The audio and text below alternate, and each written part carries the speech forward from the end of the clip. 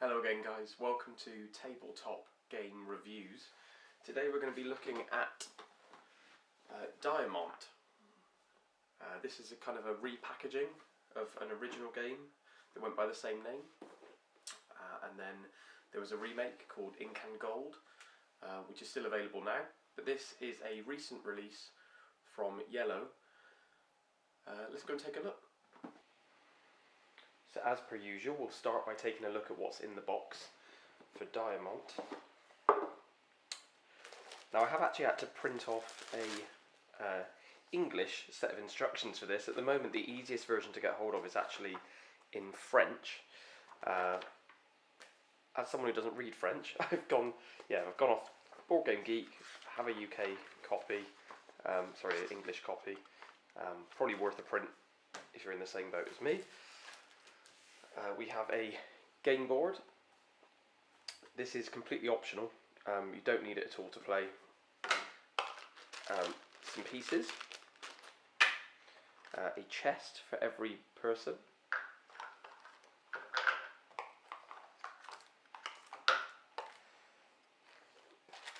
You have two types of diamonds. The white ones are worth 5. The red ones are worth 1. You've actually got a set of cards here to declare whether you're in or out of the cave, which we'll look through in a moment. You've got your little markers that are like round tokens. These actually place on the board, and you turn them over each time you finish a round. And then the heart of the game, which are the kind of exploration cards, if you like. So I'm going to set up the board how it will look at the beginning of a round.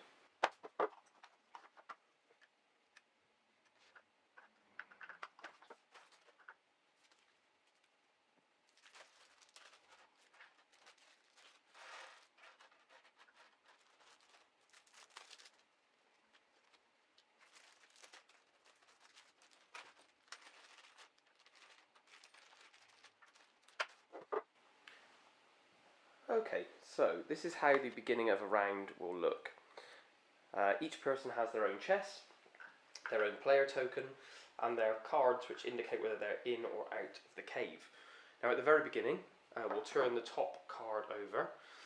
In this case, this is actually a trap card, which means, if I just shimmy these here a second, at this moment in time, nobody's won any crystals, nobody's got any diamonds, I should say, sorry. So in this case, it's very, very likely that everyone will say that they're still in. Now, the way that that looks is everyone will start with their deck actually this way round, and in secret, they'll decide which of their cards they want to play. In this case, I'd say I want to carry on exploring the cave, so I'd have that face down. Everyone turns their cards. And in this case, I've randomly picked this card. It's very likely that at this point everyone will continue their journey through the cave to see what the next card would be. If we turn this one over. So this one's actually a rune card. Nothing happens here either. This is just kind of whittling down the deck. Again, in this situation, I would imagine most people are going to say they want to carry on exploring the cave.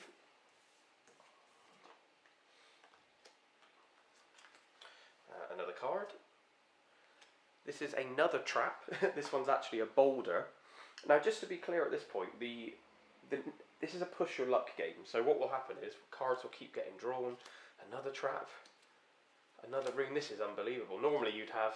There we go at last. So this is a card which has 4 on it, which means that 4 diamonds will be earned. Now, in this situation, because we're playing with 3 players, each player will receive their diamond. Remember, a red is worth 1. And then, because it's a leftover, that will actually sit on the card. Now, this is where it gets more interesting, because at this point, someone can say, if they choose to, no, you know what, I'm not going to go any further, I'm going to leave the cave. Now, at that point, they'll get their diamond that they've earned, or, here. They get to pop that in their chest, and that's mission complete. Or it means they've at least earned something.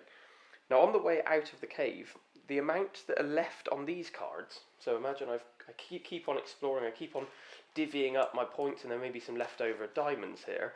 On the way out, the person that leaves gets to scoop up all of the leftover diamonds, but it has to be shared with other people that are leaving. So imagine two of us decide we want to both leave the cave. In that situation, we of course both get to keep our diamonds that we've earned, but these are divvied up again. So in this case, we'd actually both get just one extra diamond, leaving another diamond behind for the players that carry on through the cave. Now when you decide to leave, it's really important you take your player token and pop them on the campsite here at the top. That confirms that you've left the cave and you're no longer in the round. Cards keep getting drawn.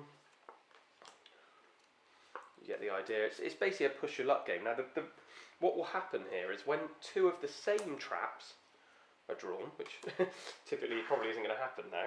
More diamonds. Okay, cool. So another set of spiders has been drawn here, which matches the card there. Meaning the cave is crumbled, we've hit two of the same traps. Everyone that's not already left the cave loses everything. Of course, the game is split into 5 rounds, so every single time a round ends, we spin one of these tokens over just to confirm that. And that's pretty much the way the game plays out. It's pushing your luck at the end of the 5 rounds. Whoever has the most diamonds in their chest wins the game. Really simple. Okay, so what are my final thoughts on Diamant? Well, I think it's one to have in the collection. The best kind of selling points, I guess, are short play time. So it says 30 minutes on the box. I actually think in most cases you can get a game done in maybe 20 minutes, something like that. 3 to 8 players. Now, just to be clear, this is one of the few games, I'd say, in my collection that actually supports 8 players really, really well. If you're not too worried about people having little chests, actually, you can play with a lot more people than that. You can actually buy more diamonds on eBay. I've seen little packets of them for a few pounds. So actually, this game could be extended much further than 8 players if you choose to. It's not the deepest game, but it is good fun to play. Maybe one to have on like a lunch break, something like that. Yeah, one for the collection, I think. Approved.